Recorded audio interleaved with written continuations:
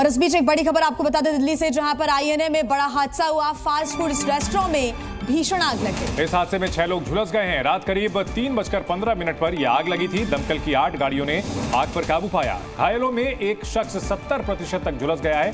तस्वीरें आप देख सकते हैं। आग बुझाने की कवायद जब की जा रही थी तब की है।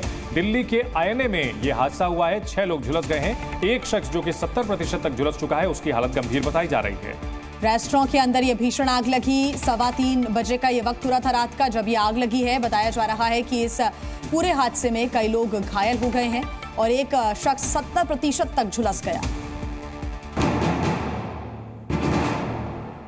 दिल्ली के ओल्ड राजेंद्र नगर के कोचिंग सेंटर के बेसमेंट में जलभराव से हुए 3 स्टूडेंट्स की मौत को लेकर दिल्ली हाईकोर्ट में याचिका दायर की गई है।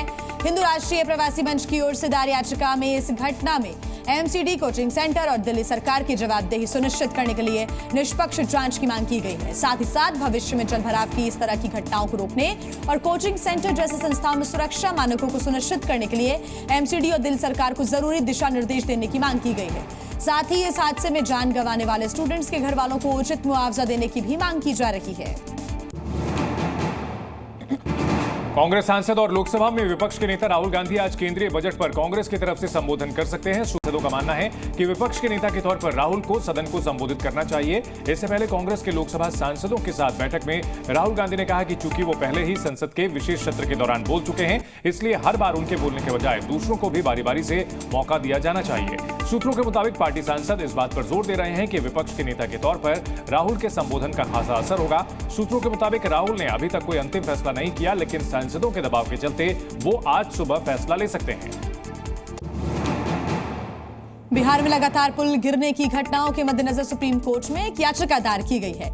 इस पर आज सुनवाई होनी है। याचिका को बिहार के एक वकील ने दायर किया है। इस पे मांग की गई है कि राज्य में पहले से मौजूद सभी छोटे बड़े पुलों और निर्माणाधीन पुलों का स्ट्रक्चरल ऑडिट कराया जाए। पहले से मौजूद और बन रहे पुलों की रियल टाइम निगरानी के लिए एक स्थायी नीति हो। याचिका में सीवान, मधुबनी, किशनगंज और अररिया की घटनाओं का जिक्र किया गया है।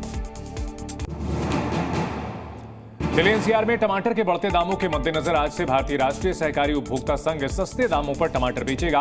नई दिल्ली और एनसीआर के कुछ इलाकों में 60 रुपए किलो की दर से टमाटर मिलेगा। राष्ट्रीय सहकारी उपभोक्ता संघ कई इलाकों में टमाटर की बिक्री करेगा। दिल्ली के कृषि भवन, लोधी कॉलोनी, हौज खास हेड ऑफिस, पार्लियामेंट स्ट्रीट, मंडी हाउस में टमाटर की बिक्री की जाएगी।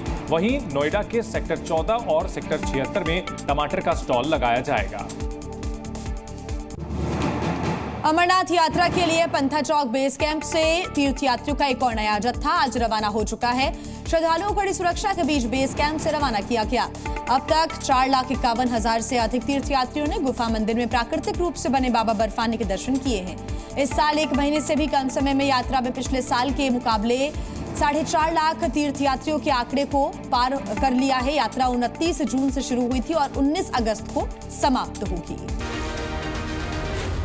Z News।